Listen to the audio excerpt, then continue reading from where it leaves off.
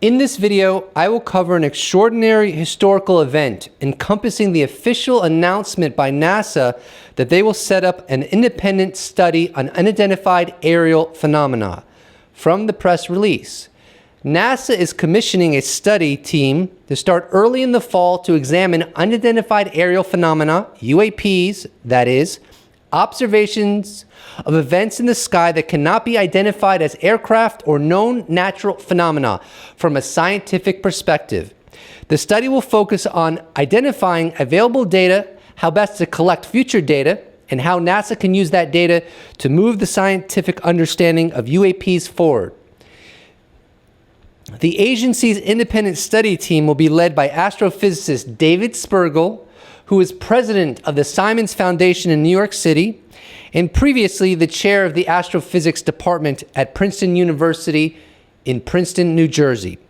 Daniel Evans, the assistant deputy associate administrator for research at NASA's Science Mission Directorate, will serve as the NASA official responsible for orchestrating the study.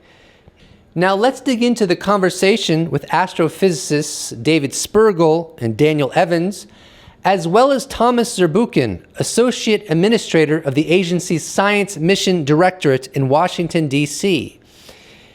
After I get done with that, I want to share some important tweets. You're not going to want to miss that part of the video. One of the biggest misconceptions I noticed on Twitter when people were talking about the conversation from these three NASA scientists about the upcoming UAP study, which, by the way, is going to start in the fall and is going to be around a 9-month process, is that they were saying, oh, it's only allocated $100,000 in funds to do the research. And yes, that's a small amount of money, but the money that is going to be used for this is phase one of the objective. And it's really allotted to help NASA understand how to go about researching this enigma. Not the actual research itself, if that makes sense. But in the following clip, Gadi Schwartz asks this very question about how the money is going to be allotted. And this is a very thorough answer by a few of the scientists. Our next question is from Gadi Schwartz with NBC. You may go ahead. Hey there, just following up on that last question. So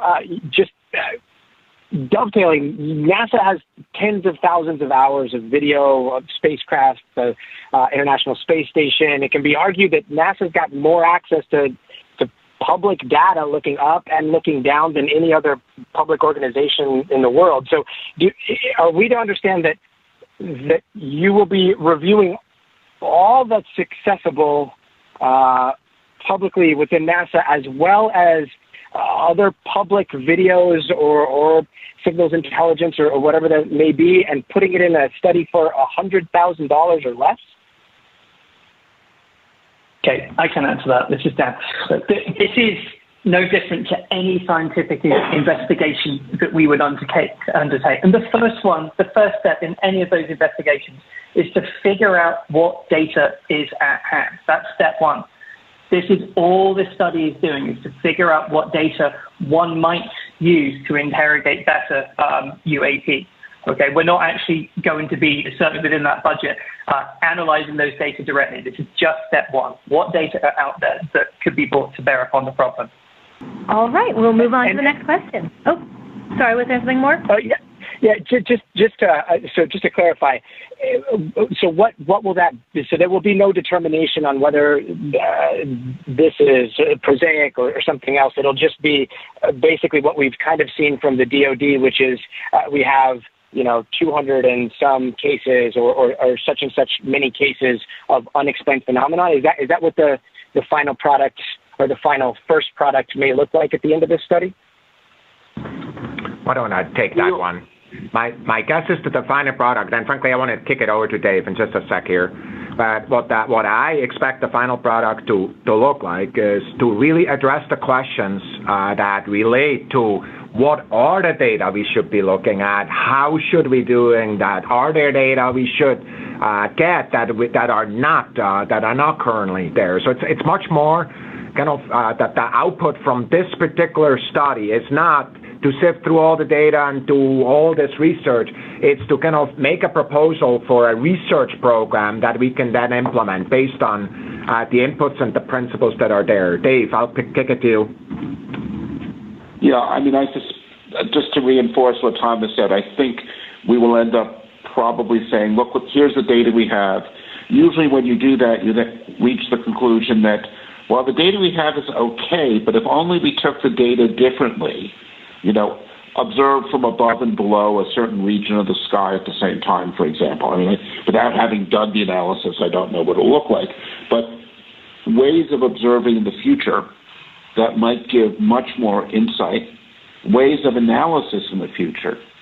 Thomas mentioned AI and ML. We now have a lot of methodologies that are effective at finding anomalous events, finding fast-moving objects, finding objects that move anomalously. I'm imagining we will end up pointing it perhaps in future directions that NASA may want to consider future stuff. We will hopefully at least lay out some of a roadmap of how we might make progress in the future. In the following clip, Thomas Zurbuchen goes into the kind of assets that could be brought to bear for the next phase of this scientific systematic investigation into the great enigma of UAP. And I would also like to say that James Iandoli of Engaging the Phenomenon recently said something quite interesting. I'm sure he's just speculating, but he said something to the effect of NASA is trying to position themselves right now for the anticipated aftermath of upcoming UAP hearings. I'm not saying the scientists are necessarily trying to do that, but maybe there are higher ups in NASA that are potentially, if this is what's coming down the pipe, smart enough to understand that this is going to become a much bigger issue. And so they want to have themselves ready for when that occurs. And I've said before, and I will say it again, and I am putting a lot of my eggs, if not all of them, into this basket, and I'm okay with that. This all comes down to the hearings. The future hearings with expert witnesses from the Pentagon, pilots, radar operators, and so forth, is going to determine where this is all headed and what the truth of it is. And we can all speculate about how that's going to pan out. You already know where I think this is all headed based upon what I think the future hearings are going to reveal. But we're all going to find out. Let's play that clip. Of course, what we're doing is with our 20-plus assets that are in space and an increasing number of commercial partners, we're looking at the Earth in new ways, and we're also looking the other way at the sky in new ways with assets that we have, but also with assets that the National Science Foundation and others are putting up, including commercial entities. And the question just really is, how do we use technologies such as AI and ML and other technologies that, by the way, are of high priority for us here to kind of really make progress in sifting through the data towards finding some of these interesting events that have the characteristics of UAP. So the data are here. Kind of our respective organizations have them and have done it. And the data are public. So NASA has quite the array of equipment to utilize at their disposal to investigate anomalous objects in our atmosphere. And that brings me to a quote from Luis Elizondo. He gave this statement on Christina Gomez's YouTube channel in March of this year. And Tiny Klaus of Twitter helped me find this quote. The question from a viewer: if you were a civilian scientist and you could place a limited amount of sensors around the globe, where would you focus on placing them in order to capture data? And of course, he's referencing UAP data. Lou's answer. So I will share something with you, and I won't go into too much detail, and we're looking at that right now. You'd be surprised. It's a lot easier than you might think. You might not even need a whole bunch of sensors. You might need just one. And you might need to know where to put it and then how to corroborate that data with other data. I am going to do a very polite pass on that because my hope is that in the not too distant future, I can share the precise answers to that. And I think, and I don't use this term very often, but I think this is going to blow your mind. I think you guys are going to go, oh my God, it's been there all along. Now this brings me to a statement that Australian investigative journalist Rob Coulthart has made on multiple occasions. It could also be found, I believe, in his book In Plain Sight, which I haven't gotten around to yet. But he was recently on the Jimmy Church Show, and he says, I know for a fact that there is attempts to track and indeed bring down whatever these phenomena are. And they've been using tracking technology since at least the 1950s. They've known the signals that allow them to detect and predict where these things are going to be. And I'm told this has been happening. And then later it gets broached that UAP are being tracked going in and out of the water on the Atlantic Ocean off the coast of Florida. And so apparently if who Ross Coulthart has been speaking to is giving him accurate information, then there are elements within the United States military intelligence apparatus that have actually been tracking UAP going in and out of the oceans. So why is this relevant? And why is this relevant to what I just shared with you with Elizondo's quote? And it's because a big part of the problem right now is that if UAP are indeed, at least some of them, stemming from non-human intelligence, and they spend a lot of time in our biosphere, then we cannot afford to reinvent the wheel.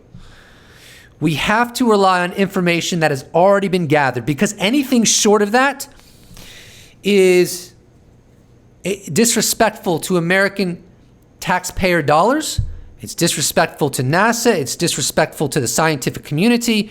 It's disrespectful to Americans. It's disrespectful to every human being on this globe. And so I recollect that during this NASA conversation, I don't remember exactly who said it, but they want this to be an investigation that does not rely on any classified information. However, there are people that they can talk to that do have clearances. That's what I recollect. But my point is that if we are truly not alone, and there's another intelligence or intelligences that are here, wherever their ultimate origin is, and there's a lot of talk about that. We really need to make that clear very soon. And so as these hearings progress, I think a clearer answer will emerge regarding that grand question, whether the US government truly has that kind of data or not. And in light of that, I think that if indeed the hearings go the direction I think they will, although I would never say that I know, and I could absolutely be wrong, then you can expect that this initial $100,000 that NASA is investing in a sort of preliminary study to figure out how to best approach this enigma is going to balloon to unfathomable levels if indeed it comes out that we are not alone and we are being engaged by non-human intelligence. Thank you so much, Dan. And did you address what you wanted to off of the last person's question as well, or did you want to add in? I'll just quickly say that one of the things you may have heard in the congressional hearings a few weeks ago was that there is a great deal of stigma associated with UAP among our naval aviators and aviation communities. One of the things that we tangentially hope to do as part of this study, simply by talking about it in the open, is to help to remove some of the stigma associated with it. And that will yield, obviously, increased access to data, more reports, more sightings, etc. So that's another thing that we're trying to accomplish with this. So scientist Thomas Zurbuchen also chimed in on the importance of getting rid of the stigma that has been attached to this enigma for so very long. And I want to say that scientists Thomas Zurbuchen, Dan Evans, and Dave Spergel were all absolutely spectacular in this talk.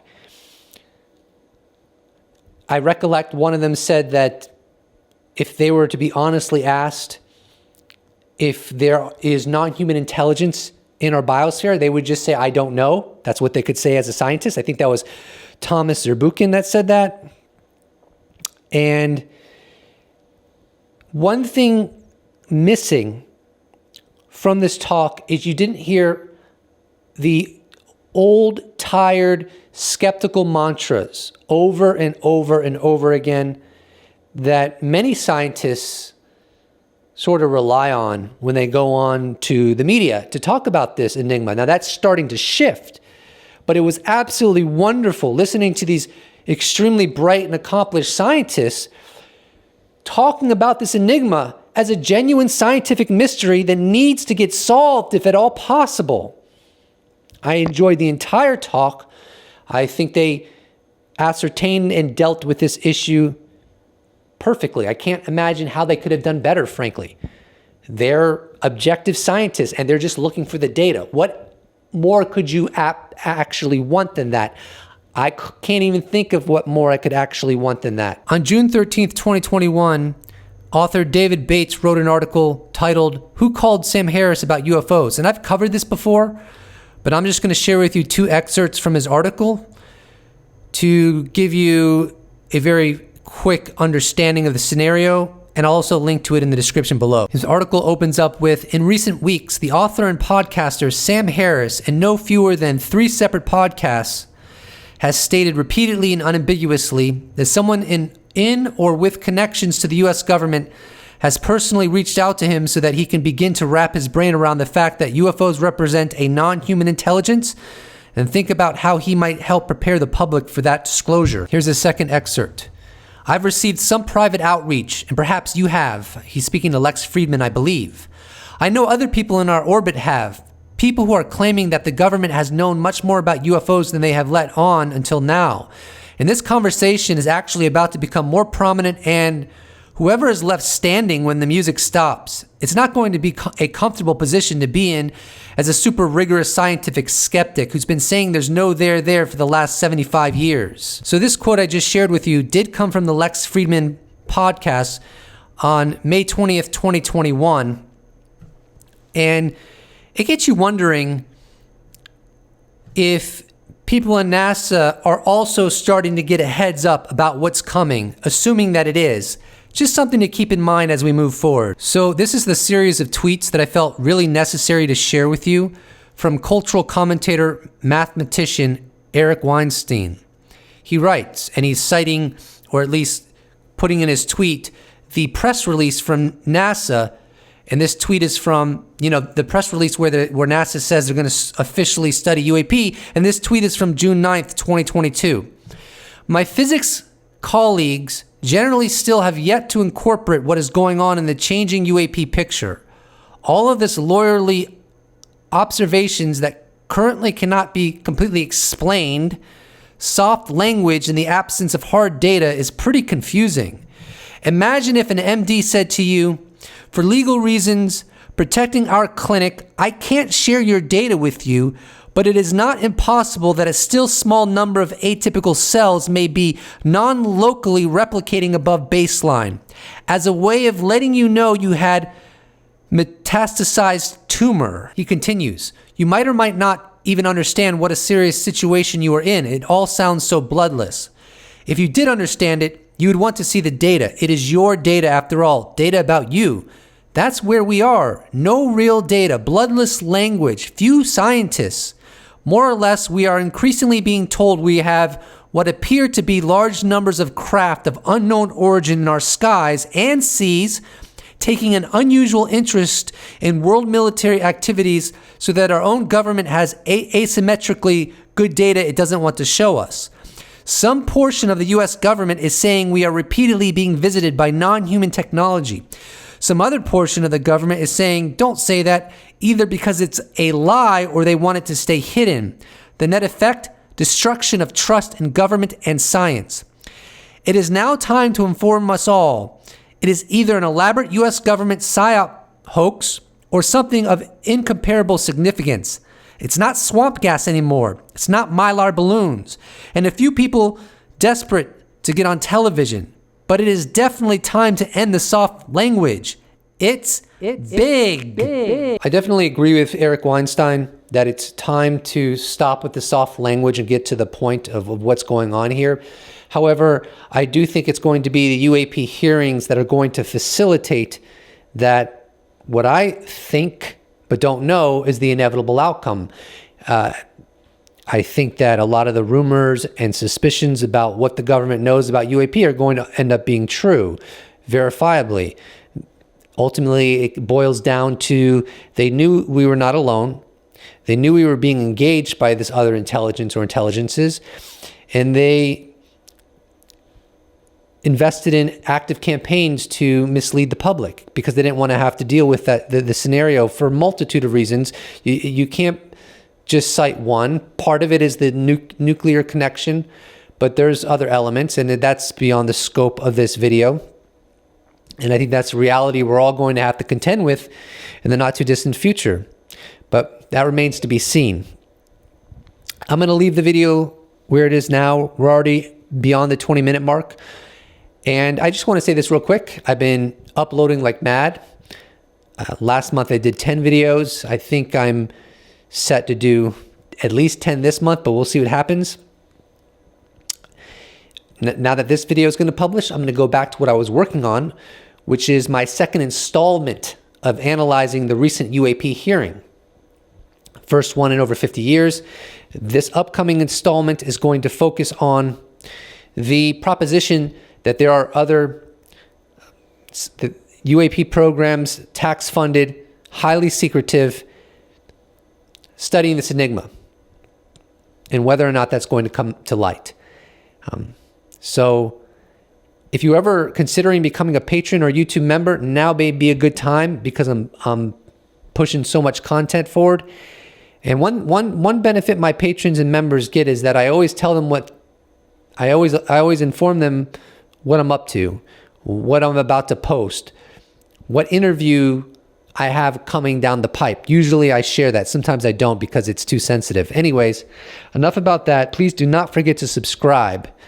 And if you'd like to support this channel, you can become a YouTube member, you could become a patron, you could give me a one-time donation. All those potentialities are in the description box below, or you could just slap a like on this bad boy and I will appreciate it so much. Thank you so much for watching. I look forward to seeing you in the next episode. Special thanks to all patrons, YouTube members, those that have bought merch, those that have given me a one-time donation. I couldn't do without you. Thank you so much. See you in the next episode.